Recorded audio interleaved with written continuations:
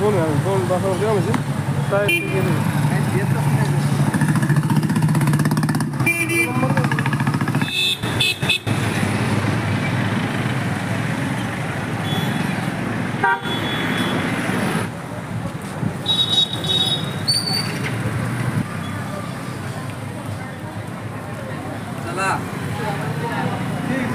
तपासण्याच्या चाचण्या, त्यांच्या लॅप्रोस्कोपी असतील किंवा त्याच्यामध्ये लागणारे IVFची ट्रीटमेंट आणि सोबत त्यांना एक आधार टेंडर लिव्हिंग केअर जे आपण म्हणतो ते आमच्या उमंगतर्फे त्यांच्या जीवनात उमंग यावी याच्यासाठी आम्ही प्रयत्न करत असतो. थँक्यू. सरांचं मॅडम तिथल्या सगळ्या स्टाफचं मी मनापासून आभार मानते, कारण त्यांच्यामुळं आज मला एवढं सोन्याचा दिवस उगवला माझ्या. मला बोलताना शब्दाच्या गोष्टी येत माझ्या लग्नाला गावाकडे शोधून गेली होती. सासरीकडे मला कोकणाशिवाय मला काहीच मिळालं नाही. मी अशा सोडून दिली होती की मला आयुष्यात त्यांनी मला की अशाचं थोडं मॅडम आणि सरांचं मी मनापासून धन्यवाद देतात की त्यांच्यामुळे जसं हॉस्पिटलचं नाव ऐकलं त्याचप्रमाणे माझ्या जीवनात नवी दिशा माझ्या जीवनात आलेली आहे. त्यांच्यामुळे आज मला एवढं गोड माझ्या आयुष्यात आलं. त्यांनी खरोखर खूप मनापासून आलेलं आहे. त्यांनी माझ्या सासूसासऱ्यांना खूप कन्व्हिन्स केलं. मेडिकलचे त्यांनी आमच्या घरच्यांना समजावून सांगितलं आणि त्यांच्यामुळे आज मला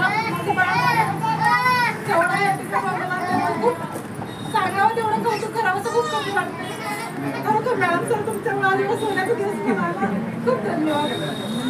तिच्यासोबत यायच्या आज नाही आले का?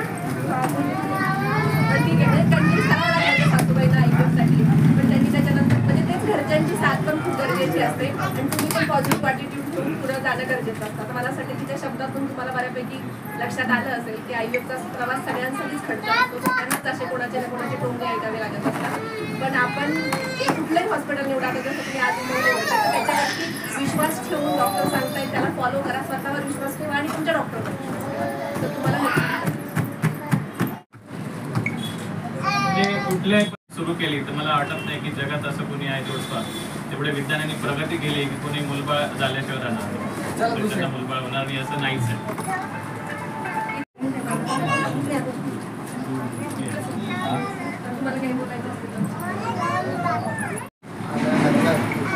जे डॉक्टरांकडे आम्हाला माहिती मिळाली त्या माहितीनुसार ट्रीटमेंट करायला लागली त्यातून आम्ही यशस्वी पार झालो याचा आम्हाला खूप आनंद होतो. कारण की आम्हाला नाच्या बरोबर अशी गॅरंटी होती नाही, परंतु काही डॉक्टराचे प्रयत्न आणि काही देवाचं काही असं म्हणता येईल त्याच्यानुसार आम्हाला त्यातून पाहिजे तसं आम्हाला ते हवं आहे ते मिळालं. त्यानुसार आम्ही डॉक्टरांचे जे काही सांगितलं त्यानुसार प्रयत्न करतच राहिलो. त्या हिशोबाने आम्हाला त्याच्यामध्ये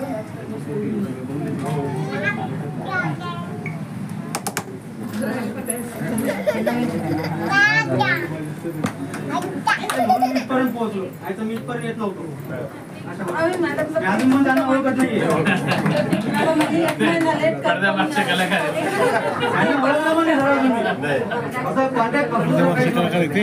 असं पाहिजे त्याच्या मागे सगळी एनर्जी जर लावली आणि सगळ्या फॅमिलीची डॉक्टरांची साथ मिळाली तर मला वाटतं नक्कीच सगळ्यांच्या आयुष्यामध्ये उमंग निर्माण मिळेल. भरपूर प्रयत्न केले संभाजीनगरला.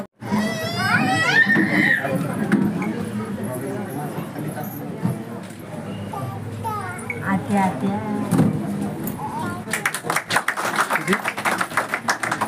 वर्ष पण त्यांनी त्यांची आशा मारली आणि त्यांनी याच्या आधी पण भरपूर प्रयत्न केले. 4-5 वेळा त्यांचे IVF झालेले. म्हणजे लोकांना असं वाटतं ना की बाबा एकदा झालं दोनदा झालं विषय सोडून द्या आता काही आपल्याला होणारच नाही.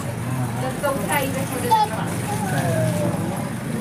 आपल्याकडे पण आपण हे दुसऱ्यांदा गेलं दुसऱ्या ठिकाणी पण ऑलरेडी त्यांनी 2दा केलं. म्हणजे बेसिकली IVF मध्ये असं नाहीये ठीक आहे ते किती प्रगत तंत्रज्ञान असलं तरी तुम्हाला अटेम्प्ट म्हणजे पुन्हा गरज पडू शकते. फक्त रिझल्ट मिळेपर्यंत तुम्ही जर ताकद ठेवली स्वतःमध्ये रिझल्ट खेळायची तर रिझल्ट नक्की मिळू शकतो. म्हणजे आता त्यांनी आणि असं काही नाही की मोठं काम करतात ते इलेक्ट्रिशियन आहेत पण त्यांनी शेवटपर्यंत आशा सोडली नाही आणि सांगतोय की ट्रीटमेंट करत गेले शेवटी त्यांना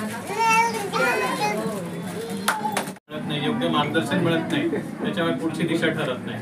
तर लग्नानंतर 1 वर्षानंतर मुलबाळ झालं नाही तर त्यांनी ट्रीटमेंट सुरू करायला हरकत नाही. Doctor Dheeraj Koteja, doctor Ashwini Deshmukh, doctor Mamta Koteja, doctor Suvarna Magar हे सगळे पेशंटची तपासणी करणार आहेत. याच्यामधून ज्या लागणाऱ्या तपासण्या आहेत त्या तपासण्या 50% चार्जेसमध्ये आणि थायरॉइडची तपासणी मोफत केल्या जाणार आहे. सोनोग्राफी ही 50% चार्जेसमध्ये करणार आहे. यातून जेही लॅप्रोस्कोपीची सर्जरी असणार आहे किंवा ज्या बाकी स्त्री आरोग्याबद्दलच्या सर्जरी आहेत, लॅप्रोस्कोपिक सर्जरी आहे, या सुद्धा 50% चार्जेसमध्ये करणार आहोत पुढच्या 15 दिवसात 7 दिवसात, जर आज त्यांनी रजिस्ट्रेशन इथे केलं तर. आपण आता पेशंट बनायला सुरुवात करू.